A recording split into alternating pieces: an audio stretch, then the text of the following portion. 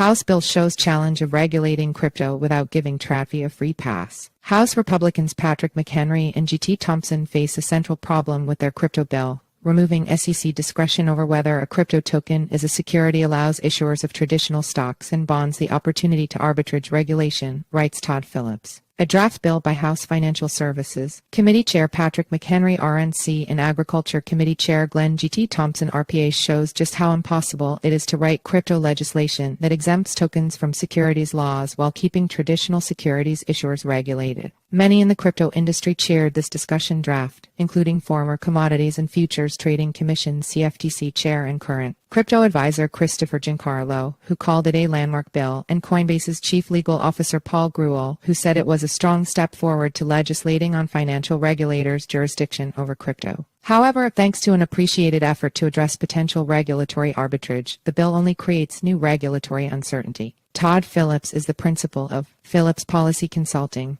The debate over crypto assets is about whether a given token is an investment contract and therefore a security under the securities laws. Indeed, this is the basis for the Securities and Exchange Commission's SEC lawsuits against Coinbase and Binance. The so-called Howey test, which became a standard way of determining what assets are securities after the 1946 Supreme Court case SEC v. Howey Co., provides that an investment contract is a security if it is an investment of money in a common enterprise with the expectation of profit to be derived from the efforts of others. Importantly, because the Howey test is the way that investment contracts are identified as securities, the SEC effectively cannot issue regulations that dictate whether or not a token is an investment contract. The courts would apply the Howey test regardless. Howey, who, McHenry and Thompson attempt to sidestep the Howey test entirely. Their bill would create a new asset class called digital assets. Digital assets can come in many forms, but two particularly important ones are digital commodities and restricted digital assets. In short, the legislation provides that crypto tokens will either be issued as digital commodities in the first instance, or as restricted digital assets that then mature into digital commodities after they become sufficiently decentralized. Restricted digital assets are still securities under the Howey test but would be exempted from significant parts of the securities laws. If a token issuance meets 6 qualifications defined under the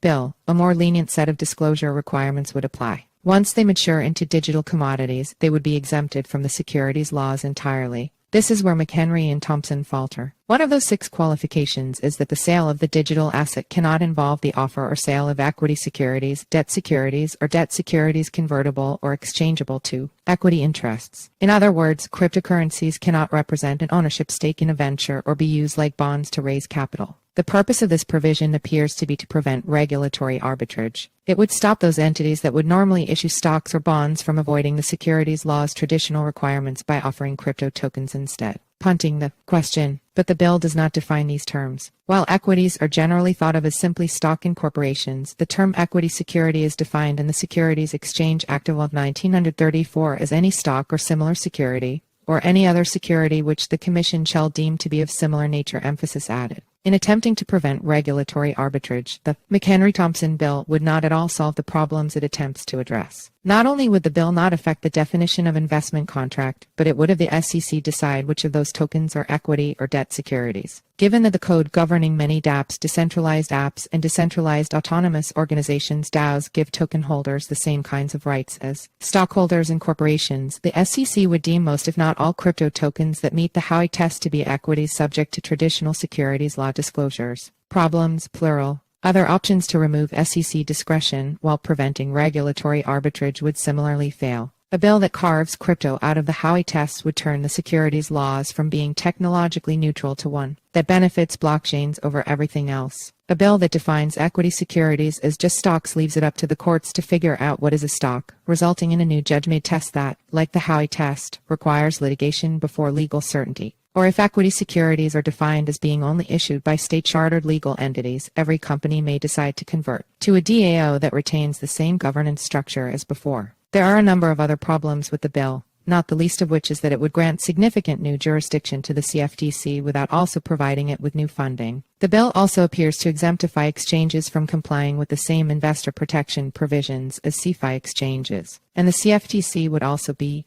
permitted to retroactively or prospectively exempt large swaths of the digital commodity markets from McHenry and Thompson's customer protection provisions, making the bill's regulation of exchanges and brokers optional. The biggest problem, however, is with regulatory arbitrage. While Chairs McHenry and Thompson have endeavored to craft a bill that gives crypto assets a way out of the securities laws, their legislation, like others before it, shows just how impossible it is to do without giving issues of traditional securities a new way to opt out of those laws as well.